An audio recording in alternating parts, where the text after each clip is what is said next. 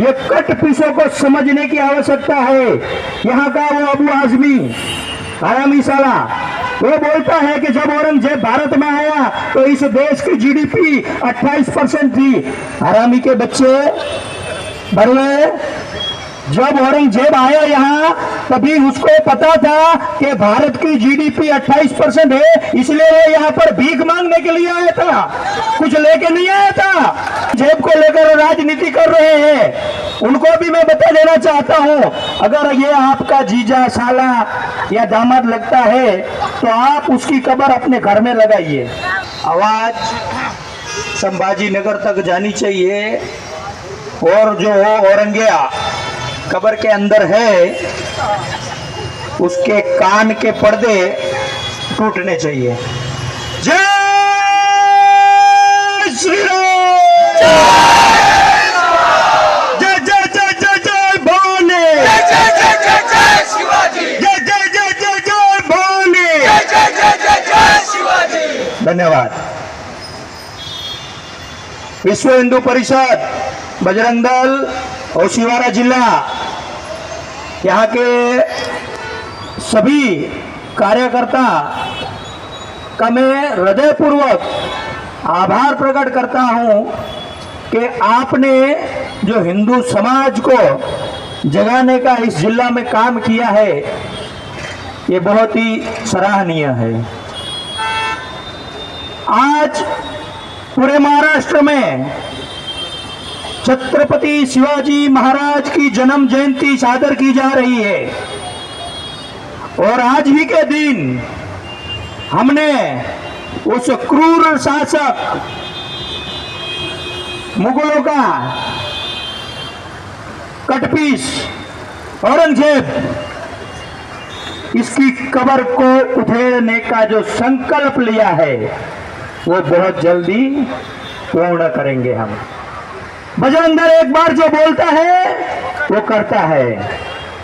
आज ही के दिन हमने संपर्क लिया है, संकल्प लिया है और आज उस आंदोलन का ये पहला चरण है। हमने महाराष्ट्र सरकार से निवेदन किया है, आने वाले समय में ये क्रूर शासक औरंगजेब की कमर को वहां से नष्ट और नाबूद किया जाए। जो भी आपके अड़चने आ रही है वो आप देखो। अब हिंदू समाज बिल्कुल भी बर्दाश्त करने के मूड में नहीं है। ये कट पीसों को समझने की आवश्यकता है।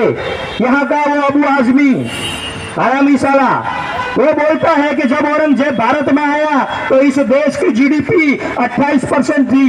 हरामी के बच्चे भरवे, जब औरंगजेब आया यहाँ तभी उसको पता था कि भारत की जीडीपी 28% है, इसलिए वो यहाँ पर भीख मांगने के लिए आया था, कुछ लेके नहीं आया था। उसकी वजह से उसकी जीडीपी भारत की 28% नहीं थी। और जो औरंगजेब को लेकर राजनीति कर रहे हैं उनको भी मैं बता देना चाहता हूं, अगर ये आपका जीजा साला या दामाद लगता है तो आप उसकी कब्र अपने घर में लगाइए। लेकिन इस महाराष्ट्र की पावन पवित्र धरती पर अब ये कब्र नहीं रहेगी। मैं समस्त भारत के हिंदू समाज से मैं आह्वान करता हूं कि जब भी जरूरत पड़ेगी तभी हम इस कब्र को उखाड़ने के लिए, कार सेवा करने के लिए तैयार रहेंगे ना। बहुत लोगों की इच्छा अधूरी रह गई जो बाबर की वजह से पूरी नहीं हो पाई। हमारी युवा पीढ़ी की, हमारे पूर्वजों ने कार सेवा की है, लेकिन उनका जो एक प्यादा मीरबाकी कटपीस जो आया था भारत में और हमारे प्रभु श्री राम आराध्य देव का मंदिर को विध्वस्त किया था, आज पूर्ण वहां पर एक भव्य और दिव्य मंदिर बना है। ये जो भी इस्लामिक आक्रांता आए थे भारत में और इनका जो भी इतिहास है, इसको हम नष्ट और नाबूद किए बिना रहेंगे नहीं। ये औरंगिया हमारे धर्मवीर संभाजी महाराज को 40 दिन तक यातनाएं देता है। आप कल्पना कीजिए, अगर आप जीवित हैं और आपकी आंखों में कोई लोहे का सलिया डालकर आपकी आंखें फोड़ता है और कहता है कि इस्लाम धर्म स्वीकार करो वरना मौत को गले लगाओ, हमारे राजा ने मौत स्वीकार किया, वो प्रताड़ना सहन की, लेकिन अपना धर्म नहीं छोड़ा। आंखों में सलिए डाले, उनकी जबान को काटा गया, उनकी चमड़ी को उधेड़ा गया, उनका एक एक नाखून को काटा गया। इतनी यातनाएं सहने के बाद भी हमारा राजा अपने धर्म के लिए, अपने देश के लिए लड़ता रहा, लेकिन हार नहीं माना। यही सोच आज के भारत के हर युवा के अंदर होनी चाहिए।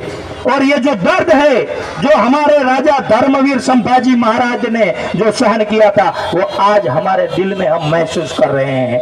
हमें छोटी सी ठोकर लगती है तो कितना दर्द होता है, कल्पना कर सकते हैं।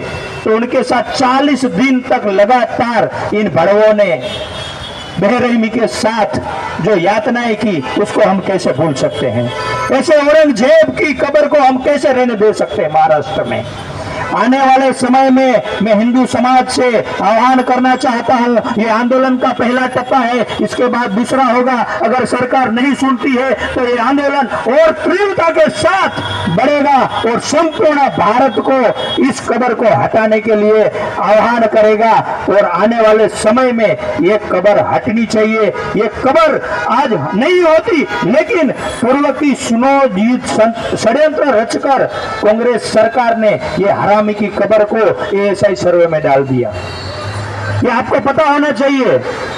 आर्किटेक्चर सर्वे ऑफ इंडिया में कोई भी चीज जाती है तो कानूनी रूप से उसकी देखभाल करना केंद्र की सरकार के अंडर आता है।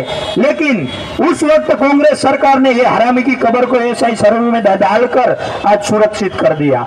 लेकिन फिर भी ये जो षड्यंत्र कांग्रेस ने किए हैं, वो हमने समय समय पर इसको नष्ट नाबूद किया है। आने वाले समय में भी ये कब्र को भी नष्ट नाबूद करेंगे और इसको कब्र को हटाने बिना हम रहेंगे नहीं।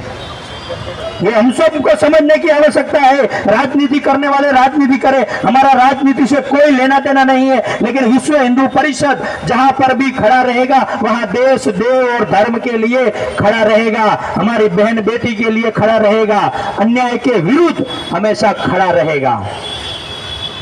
आने वाले समय में मैं आप सभी को फिर एक बार कहना चाहता हूं, जब भी आवश्यकता होगी हम आपको कार सेवा करने का निमंत्रण देंगे।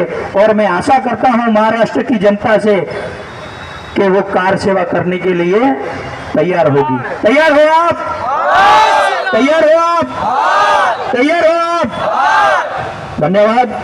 आने वाले समय में ये आंदोलन और तीव्रता से होगा। अगर सरकार हमारी मांग नहीं सुनती है, ये आंदोलन का पहला टप्पा था, हमने हमारी मांगे सरकार के समक्ष रखी है और आने वाले समय समय पर आपको सूचनाएं दी जाएगी इस आंदोलन के लिए। धन्यवाद। भारत माता की